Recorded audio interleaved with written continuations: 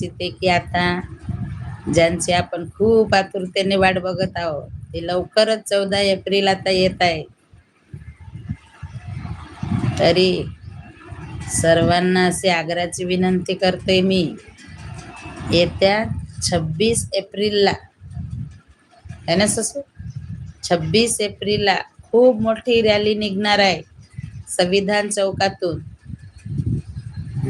भीम चौकातून ते संविधान चौकावरील दुपारी 3 वाजेपासून. तरी सर्व वासियांना मी सांगू इच्छिते, सर्व नगरवासियांना मी सांगू इच्छिते की सर्वांनी 26 एप्रिलला संध्याकाळी 3 वाजता सर्वांनी सफेद कपडे घालून दीक्षाभूमीवर येण्याची कृपा करावी.